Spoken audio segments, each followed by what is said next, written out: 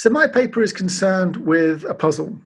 The puzzle relates to a tension between two claims that I think we would find antecedently plausible when taken individually. But when we put them together, they seem to be in tension with one another, and that's where the puzzle arises. And they both relate to what it is we're trying to achieve as educators.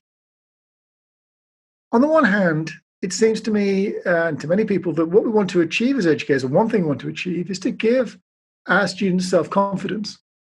That is, we want them to have a certain kind of intellectual tenacity. We want them to have the courage of their convictions, as you might say. So they're not the kinds of people who don't follow through on their beliefs, but they're sort of people who actually, on the contrary, do follow through on their beliefs. That they stick to their guns, as it were, intellectually, and don't just simply give up the things that they believe in, especially the most fundamental things they believe, at the first sign of any challenge. That seems like a very important intellectual goal of education. And in fact, I think we would worry if educational practices undermined that in our students. On the other hand, however, it also seems right to think of education as developing a student's intellectual character and intellectual virtues. This is a very widely held view about education. So the intellectual virtues of these very high-level, quite refined cognitive traits, they're things like being intellectually courageous, being intellectually humble, being conscientious, being observant. They're very specific kinds of traits, although very general in their application, which are meant to reveal admirable aspects of someone's intellectual character. And the thought is a good education develops those traits. However, one of those traits seems to be in tension with this idea of having conviction. And what I have in mind here is intellectual humility. That's one of the core intellectual virtues. Isn't to educate for intellectual humility precisely to give people a downgraded sense of their own abilities, to make them very aware of their fallibility, make them very much inclined to doubt themselves, make them very much inclined to stop and pause when they come across challenges to their beliefs. And the worry is, well, doesn't this stand in tension then with having conviction, in the sense that either you've got conviction, in which case you can't have intellectual humility, or you've got intellectual humility, in which case you can't have conviction. It seems like you can't have both of them on the face of it.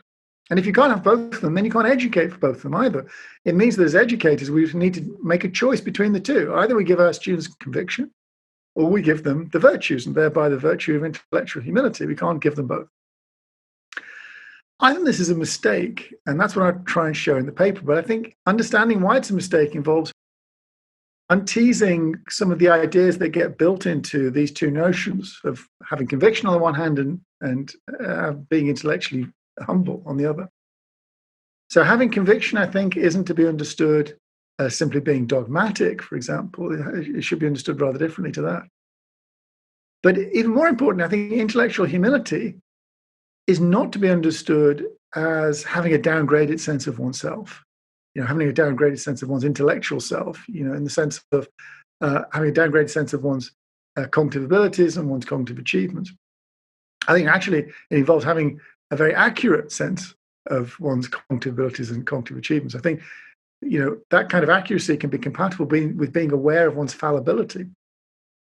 But more importantly, intellectual humility, I think, essentially involves a kind of other regardedness. It manifests itself in the manner in which we treat others. And that's why, once we understand that fact, as I explained in the paper, I think we can explain why one can have conviction and have intellectual humility at the same time. Having conviction in the things that we think are well-grounded and very important to us can be compatible with manifesting intellectual humility in, for example, how we deal with other people who disagree with us on these very points. So that's what I'm trying to do in the paper. I'm trying to explain how this puzzle is illusory, how it arises because of a misunderstanding about what these two traits involved, and that once we understand those traits correctly, then we can resolve the problem.